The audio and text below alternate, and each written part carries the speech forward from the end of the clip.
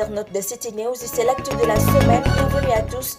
La reprise des cours qui avait été prévue le 2 juin a été reportée par les autorités publiques pour cause des enseignants ont été testés positifs au Covid-19 dans la région de Ziguinchor.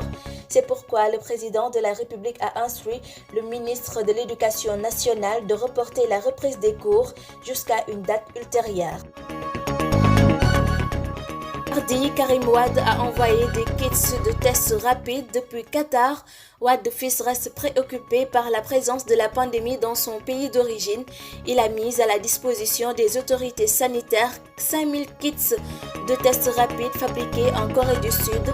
Également, est attendu que les autorités sénégalaises pourraient dans les jours à venir recevoir d'autres kits en contribution à l'élan de solidarité lancé par le président de la République, Macky Sall.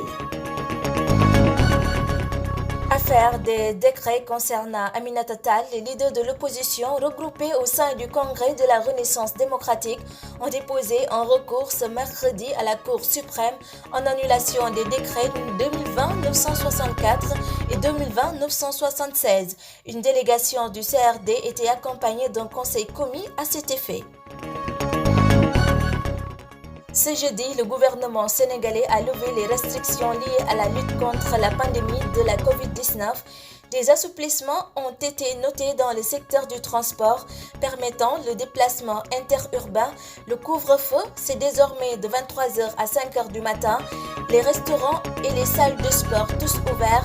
Cependant, il est tenu strictement au respect des mesures barrières pour éviter la propagation du virus. Alerte des géologistes, le volcan des Mamelles risque de se réveiller bientôt. Selon le président de l'association des géologues du Sénégal, Ibra Seck, par ailleurs chef du service régional des mines et de la géologie de Saint-Louis, il estime que ces multiples agressions pourraient entraîner une instabilité de la colline, ce qui pourrait également entraîner le réveil du volcan et également la disparition de toutes les habitations environnantes, entre autres dégâts. Le gouvernement sénégalais a envoyé des unités de production de passeports en Italie pour aider à la régularisation des Sénégalais dans certains secteurs, notamment celui agricole. 2 équipes déjà désignées par le ministre de l'Intérieur vont être envoyées rapidement à l'ambassade du Sénégal à Rome et au consulat de Naples pour venir en appoint au consulat général du Sénégal à Milan. Et pour terminer, Covid-19 au Sénégal, 79 cas positifs de plus, 76 guéris et 49 décès. C'est le bilan de ce dimanche 7 juin 2020. Parmi ces nouvelles contaminations, 68 sont des cas contacts et 11 sont issus de la contamination communautaire répartie entre Ngor, Pikine, Dalifort, Mariste, Mermoz, Fan Hock, Keur Massar, Parcelles Assainies, Cité Biagui et Touba.